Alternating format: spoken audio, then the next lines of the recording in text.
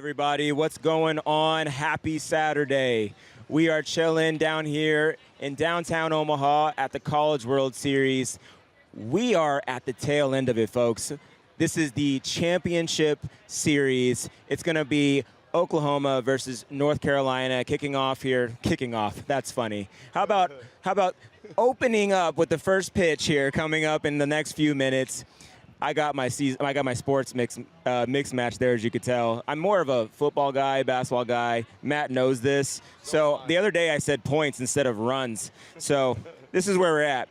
But we're so glad you're tuning in right now. Go ahead. I gotta pray for you. Why? Points over runs. You know, we had that discussion though. I wonder how many people we had to laugh about this.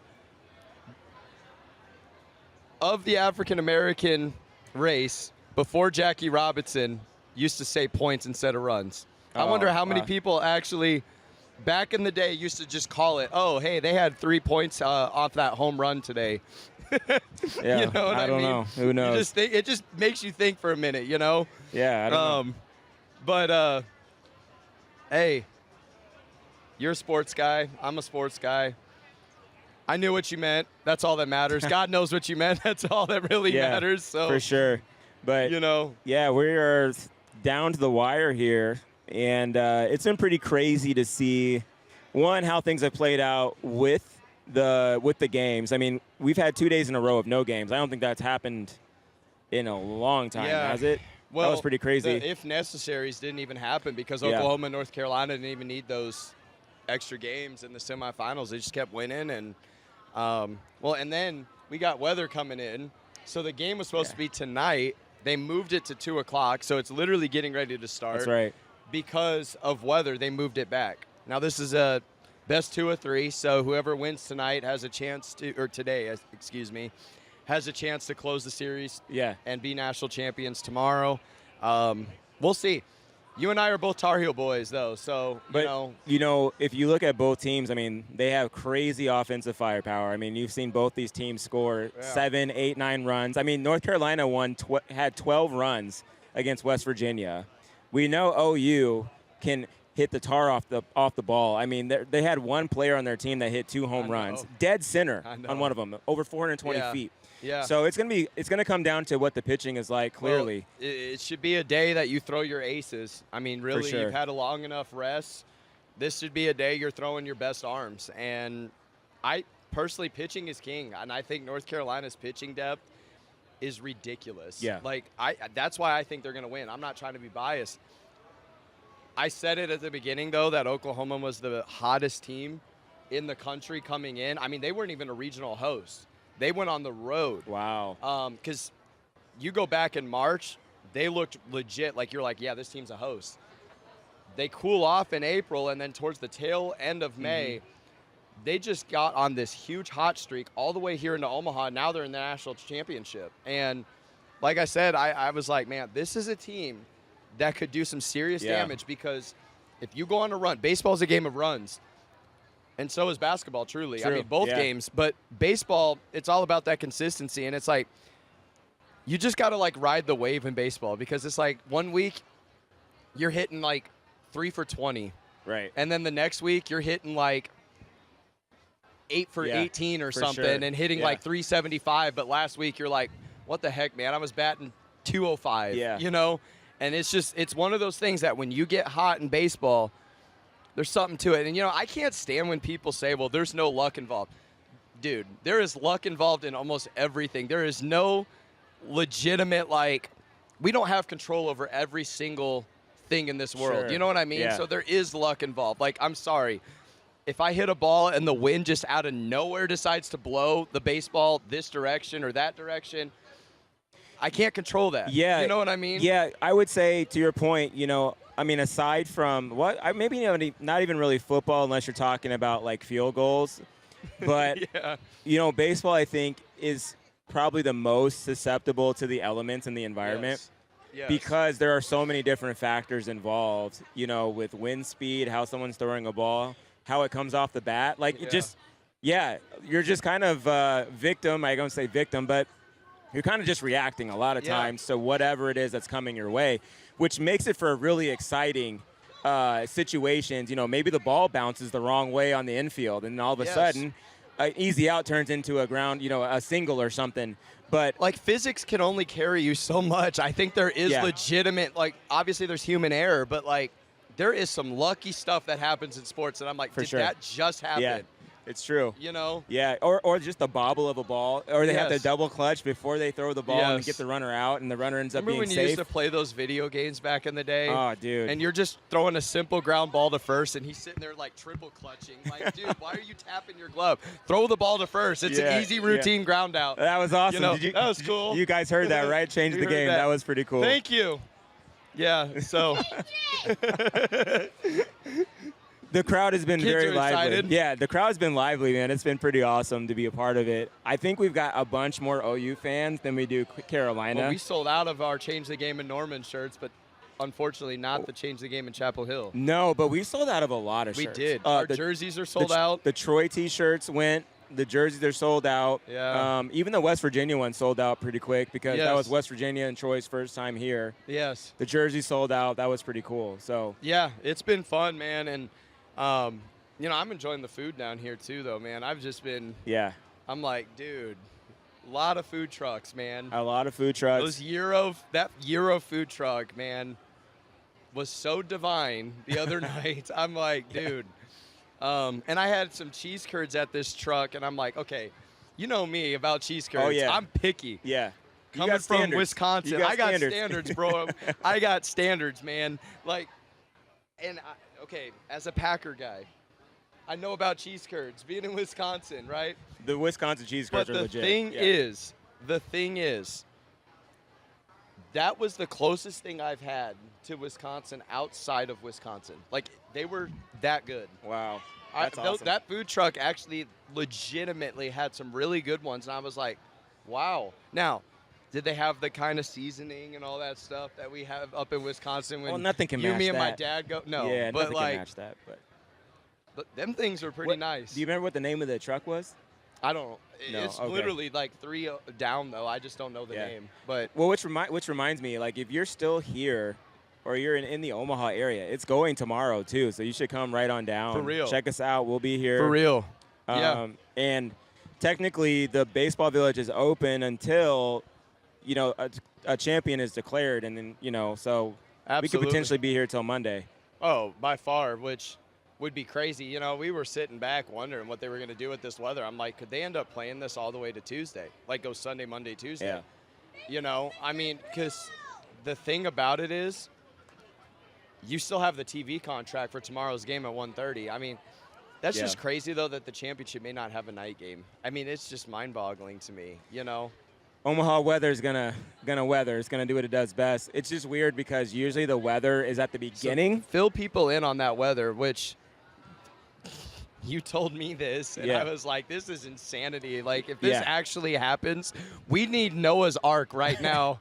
Yeah, we're talking about potentially an inch of rain per hour for several hours. So they're predicting 5 to 6 inches of rain, not snow, rain. Yes. So this place alone, since we're kind of like in this area where it kind of goes down, I mean, this place will probably have quite a bit of standing water. So by far. They're definitely trying to get this game done because they're saying by 6 p.m., we might need our oars and a rowboat to get back home. But again, Nebraska we're all weather. Learn deep sea diving today. Right here in the middle of downtown Omaha. Yeah. So it's pretty crazy. They moved it up. I can't remember the last time they had a day game for the first championship game. That's what I'm saying. I can't either. I'm not surprised though, because it feels like every year something crazy happens the weather-wise during the CWS. Yeah, they don't 100%. even do the opening fireworks ceremony anymore. Yeah. So they don't even – there we go. Hey, speaking of that was awesome. Can the media team turn up the speakers so people can hear it a little more just walking by, please? Thank you so much. But – yeah, we're getting all these people just coming by with the change the game. Well, I think it's great because it's the next generation, which is exactly what we're going after. And it was a lot better than the opening night one that we had. Well, that's what happens when you're in the wild. Crazy. Yeah, when you're in the wild, that happens. When you're in the wild. Yeah. Yeah.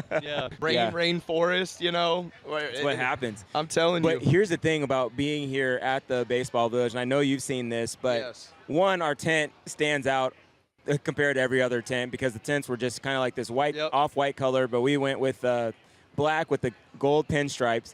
But one of the cool things I'm that gonna eat my jerky. No, you're good. Hey, I'm enjoying when this. it's baseball, you got to have your snacks. Which there was a company that came and dropped off a bunch of sunflower seeds. So shout out to them. But one of the things that we noticed was normally people would come down once, look at us, then they'd do a double take and come back, and finally they'd be like, "What is this? What is it about you guys? What is Game Changers? What do you do?" And I think that just shows the testament of how the presence of the Lord goes with you wherever you go. Mm-hmm. There's going to be something tangible that makes people stop and say, there's something different. What is it? So we've had an opportunity to really connect with a lot of different people from all over, but also be able to connect with people in Omaha that we wouldn't really connect with. Businesses. Some guy came by the other day, and he had a sign business, like making signs, and he wanted to know what we did, and it was pretty cool to connect with him. And I just think that's what's needed right now when you're talking about being able to establish the kingdom. That yes, the church is important. We need to have the four walls for a place where people can come. But also, there has to be that connecting part outside of the four walls. So we have to be willing to go out as well to establish those connections and meaningful relationships. I mean, the way I look at it, too, is if you think about it, every business has a marketing team for a reason. Every business has some sort of website, a commercial, a way to get your name out there. Yep. If we live by this mindset of four walls in business, in church, in whatever it is in life, if we just live by the four-wall narrative, we're missing out on a lot of people that we could connect to that could be a part of your mission, your business, your end goal.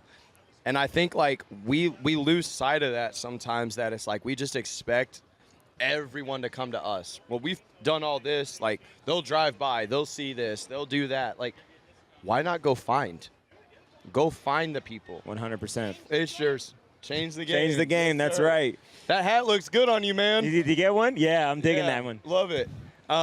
So I think that's the thing is, like, you've got to just go find the people. You know? Find the new connections. Yeah. And it's like, if we're just sitting around twiddling our thumbs doing nothing, then it's like we're missing out. You know what I mean? Yeah. It's like, that's why, like, I do give a lot of credit to those missionaries, those people that go into, like, other habitats and they're just like, what's up? Let's have a conversation. That's true. You know what I mean? Yeah. That's real. Unfamiliar territory. Dude, for real. We say it all the time, being comfortable in uncomfortable situations. Every reward comes with a risk. Everything that's new, everything that we do in life starts with a risk. Yeah. That's uncomfortable. If it's new, it's uncomfortable. But that's the whole point of life, is stepping out of our comfort zone and saying, hey, how can we now become comfortable in, because we're so trained to just be comfortable in the norm. Status quo, what's normal, you know. How many of these guys you think playing right now have been like, man, I've never played on a stage like this? I mean, they're getting a legitimate test of what it's like in the big leagues, in the show, you know? I think that's, like, amazing. Like, I don't know. Let's see. Let's think about it. How many of those guys maybe will never make it to the show? They may only make it to double or triple A. There's probably a few ball players, though, here today that are going to make it to the show one day. And by show, I mean the MLB, Major Leagues. You have to learn, though, as an athlete, a politician. I mean, shoot, as a parent, I'm sure you felt that, like, your first day as a dad, your first day as a husband. Yeah. Everything in life is about stepping out of our four walls of comfortability. Yep. And just saying, you know what? I'm going to try this today. We drive that new car. We do, you know, whatever it is. And I think that's what this whole thing is all about right here. If we're going to change something, we can't just sit back and expect change to happen. You go make change. That's true. You know? That's good, man. I mean, for real.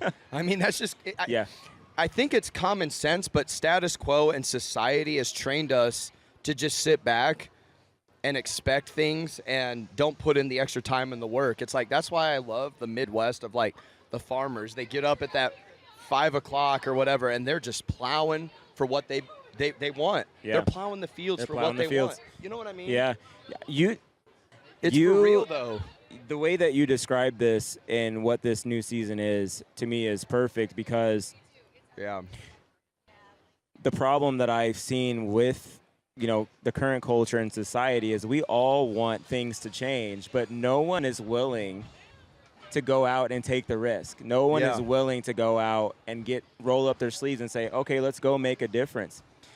There can't be any change if you're going to stay siloed out of the comfort of your home and just playing the armchair quarterback, so to speak. At some point, you have to be willing to say, you know what? I'm going to face whatever uncertainty. I'm going to deal with whatever doubts I may have, and I'm going to press forward because I believe so much in whatever that vision is that's been given to me. And I think that's probably part of the issue, Matt, is there are a lot of people that live right now without a vision. Yeah.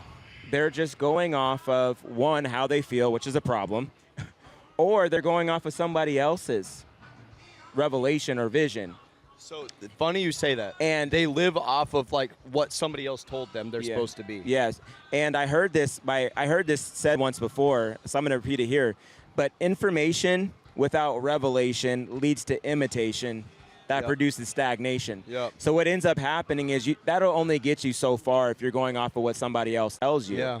But something happens when you take what you've been told and you apply it to action, and now you've got your own kind of experience. Now you've got something. This is something that nobody can take from you because, hey, I've been there. I did that. This went well, this didn't go so well, but guess what? You've got a reference point to continue going forward. But you'll never get that reference point to move forward if you don't do anything. How many things do we rely on other people, instead of we put in the time, we trained ourselves or learned ourselves about certain things, and now we can pass that along. I think that's the important thing, is have a vision and a passion for something. What did we say last week on last week's show? We were like, have a vision that creates fruition. Yeah. But see the fruition in the vision. Otherwise, you're never going to create the fruition. If you're just saying, whatever, I have this like vision, but not going to put that much time into it. I'm going to half effort everything. Well, then it's like you don't really have the fruition mixed with the vision. Yeah. I think you got to see the end goal in all of it. Well, I mean, have you ever seen a tree uproot itself? Right. I mean, a half committed tree is going to fall over. Yeah. Yeah. But a tree that's rooted, a tree that digs in, even if it's a season of drought, a season of tornado, whatever, eventually that tree is going to produce fruit. So it's the same thing here that we have to look at it when we approach life. Yeah. Is you have to be fully committed in whatever it is that you believe is the vision. You do. And trust in the fact that as you continue forward, you're going to see the results. You do, absolutely. And listen, I mean, they always say Rome's not built in one day. Championships like today, they're not won in one day. There's a season of wins that lead to Omaha. But even more than that, you have a whole offseason of training, fielding ground balls, batting practice, weightlifting, film, figuring out, like, how can I be a better hitter, a better fielder? How can I be a better pitcher? Maybe if you're a pitcher in baseball, you're testing the offseason trying to develop one extra new pitch that you could throw people off with. I think we have to understand these things, that life is the same way. And when we learn to develop new skill sets, because we went and put the time into it, not because we're just relying on everyone else. We went and put the time in. There comes a time where people can only get you so far. We've talked about it even on the show that sometimes it's not always what you can do, it's who you know. That might get you into the door. That might only get a toe into the door, though. sometimes once that door's open, now it's your turn to say, okay, I've got to learn some skill sets. This person, my man, might have got me into this. But once they get you in, they're basically saying, all right, don't make me look bad now. Right. You better bring something to the table now. You know what I mean? You do, but, just because that door might have been open for you doesn't mean you can just sit back. You got to know how to move in that new room, right? Right. So to go back to what you were saying about the offseason, I think we also have to accept the fact that the majority of what you're going to do is not going to be seen. Absolutely. The majority of the things that matter that you do in your life will not be seen. Yeah. They always say, you're your real self when no one's watching. Correct. So what are you doing when no one else is looking kind of thing? Yes. Because, yeah, they might see the fact that we're here, but, I mean, you had 6 months of work that you put in behind the scenes that no one saw. Yeah. Same thing with some of these athletes. There was probably 8 months in the off season where no one saw anything. Yep. But now you look at the championship game, you're like, oh, man, that must be amazing. Well, you're just looking at the fruit of something that was sown months ago. And so we've got to stop looking at the results so much and start focusing on the process. And that's where the opportunities come, is in those moments when you're willing to do the things that people aren't willing to do when no one's looking. Do you remember like years ago when we had that conversation on this show about stuff our coaches used to tell us back in the day? Yeah. And they were like, fall in love with the journey. Yep. Fall in love with the process. Let's not think so much about the end goal that we forget the process, the road to get there. Yep. That's a huge thing in the whole aspect, man, is like when you can fall in love with the process and the journey, you're literally like, man, at that point, it's like I might be tired, I might be beat up, but I love it because it's a part of the journey. I see the end goal, but I love the process to get there. That's right. You got to have fun in the process. And, yeah, there's hard times where it's not fun. It's hard. It's not good. And most of it is hard. If you have an 0-for-4 day with 3 strikeouts or you K'd 3 times, that sucks. It really does. Yeah. Trust me. Like, in football, man, I had those games where I had 3 picks or something, man, but then, like, come out the next week and throw 4 or 5 tutties and have 5 touchdowns. It's like, fall in love with the journey because you're going to have bad nights. You're going to have great nights. You got to ride the wave, Well, it's even with this. I don't think many people know that you tried to get this going last year, and it didn't happen. Yes. We met them last minute, bro. And it was just too last minute to plan everything. With how much detail, like, dude, it's an eye-opener. I was like, thank God we didn't do it last year. But what if you would have just given up? What if you'd just been like, it's not worth it? Believe me, the thoughts crossed my mind, Right, but you didn't. Yeah. Right, and look where we are. So that's the point, Sometimes life's disappointments are really opportunities to springboard you into the next thing. Absolutely. Just wondering if they got that speaker, too, where we can hear out there just a little bit as I see people walking by, some change the game people, and people are very much curious, waving and stuff like that. It's starting to become a little more empty because I think the game's getting ready to start. Which go Tar Heels. Go Tar Heels. Sorry, not sorry, because I know a lot of OU people actually traveled up here today. So, being in Nebraska, man, do you like OU at all? No. Do you know the rivalry we have? Exactly. Like, let's talk about that. I had to ask the question. Absolutely not. Now, is there respect? Yes, there's respect. Dude, I go back to those Tom Osborne, Barry Switzer football days, dude. Oh, man. Those were classics. It was classic. But, yeah, that goes back. Whoa, man, that goes back like decades, bro. Like, there's no way. I can't. We're the original Cream and Scarlet, not them. Yeah, for real. We can't cheer for them. I know. It was funny because I was yelling "Go Tar Heels" as the people that were walking by in OU stuff. Man, I was getting the dirtiest looks. I loved it, though. You were waving your arms, doing it all, bro. I was like, it was hilarious when we went to that game against Ole Miss, you and I, and we sat in there. And you go, dude, North Carolina just has the cleanest uniforms with that powder blue. When you see powder blue in sports, you just immediately know North Carolina. North Carolina. But then I sat there and I had a laugh because I was like, you know how hard it was? She said Longhorns. Oh, man. You know how hard it was, though, to sit back for me and literally, like, figure out how to design those change the game shirts? I'm like, bro, there's way too much red in Omaha. Like, all these teams, Troy, Bama, Oklahoma. Even Ole Miss has red in theirs, too. I'm like, Georgia. I'm like, okay, how am I going to design these? We're going to go white on red with this one. We're going to go black with red on this one. Yo, that gray and red for Alabama. We're just going to go gray and red. I'm like, this is not fun. Figuring out. I was like, can we have a little more variety? Not half the CWS with red. With red. Dude, some kind of red and white. 4 of the 8 teams, literally, with, like, red as their primary color. And I get it. If one's, like, a bright red, bro, every one of them is just, like, it's maroon like the same, dude, same shade. Yeah. I'm like, dude, I had to get creative.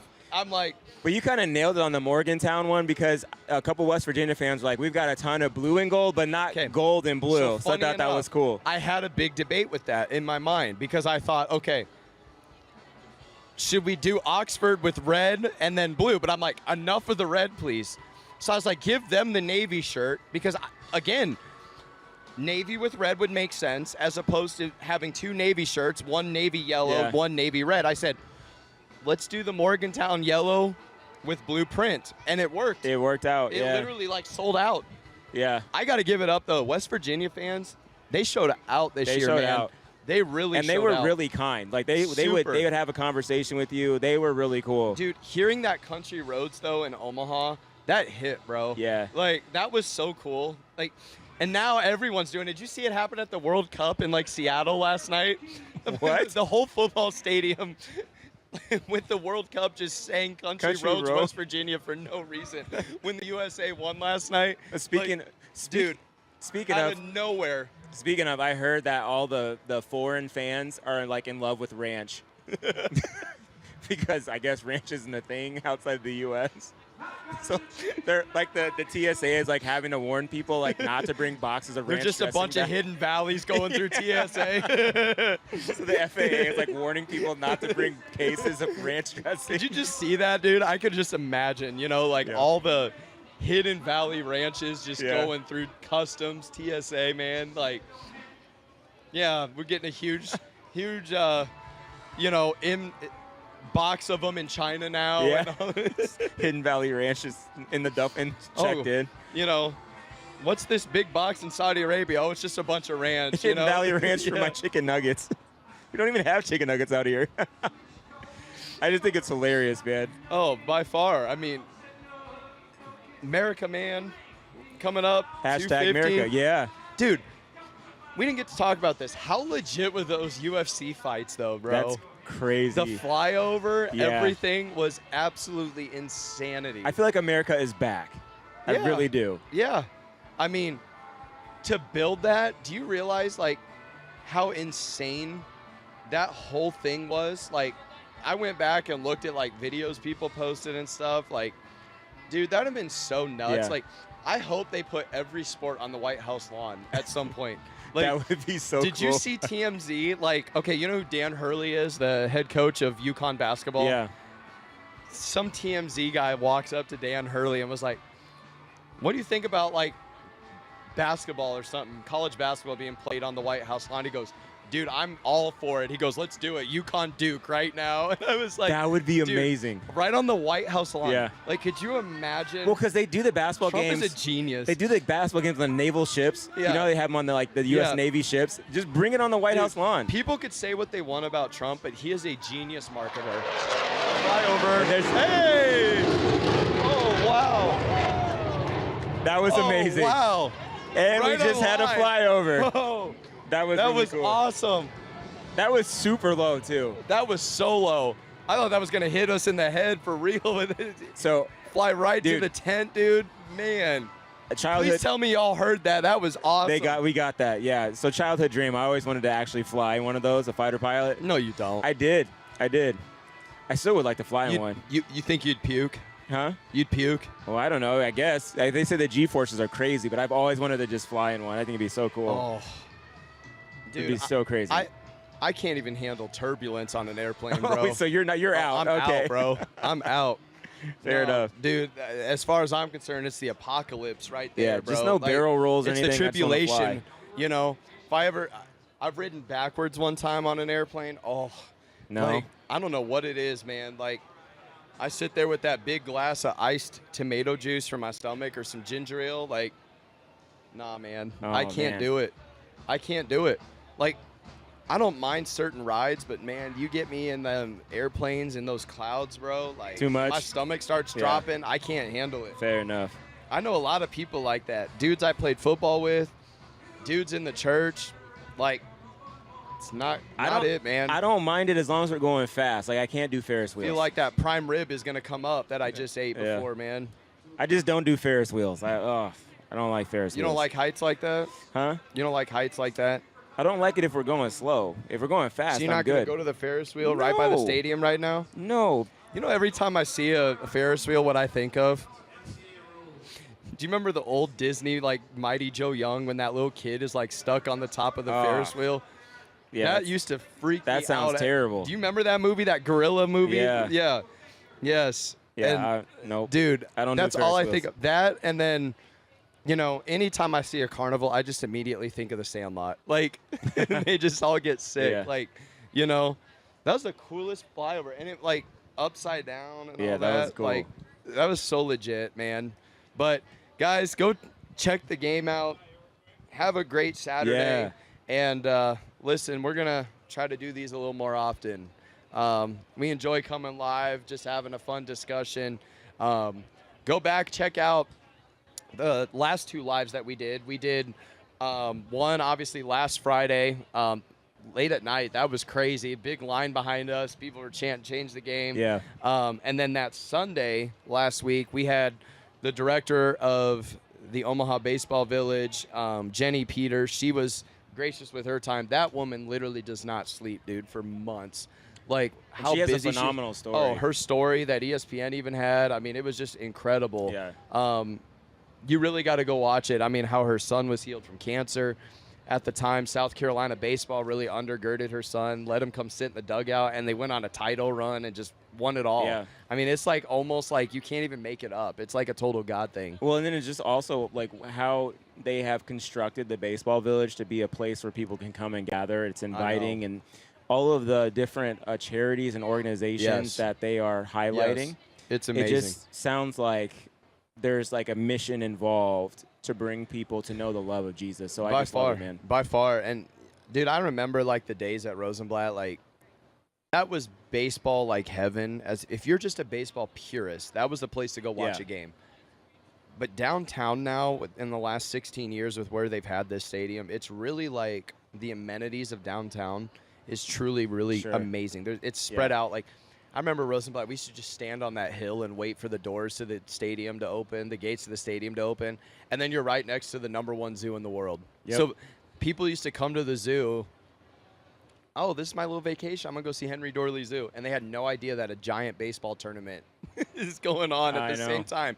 Or people that would come here for the College World Series had no idea that the #1 zoo is in Omaha. Yeah. Literally, it was next door. For sure. It was just insane back in those days. And it wasn't spread out like it is now with all these tents and everything. Right. It was like, you're there for baseball. And it's just really cool, though, like how they've constructed this, to your point, and really made this whole thing very family friendly, really fun. There's so much to do, and by the time like the end of the CWS is like here, you're just like, all right, I'm CWS out now. Yeah. Like it's starting to get to that. It's where a bit you're of a just like, grind. wow, it's a grinder, you know, and it's fun, man. It's all day, every day, and we've enjoyed it, and we're already excited for next year. We're definitely doing this next year. 100%. So, guys, appreciate you watching. Check us out, YouTube, Instagram, Facebook, TikTok, everything. Hit the like, subscribe buttons, the share button. Hit the bell icon so that you don't miss notifications that when we do post, you'll see it. When we go live, you'll see it. Share this with a friend. And there's still time to come see us and come down, check out our tent. Still got a few things that are not sold out that we would love to hook you up with and be able to shake your hand. So, guys, this is Anthony and Matthew with Primetime Game Changers, and we'll see you on the next one. Bye-bye.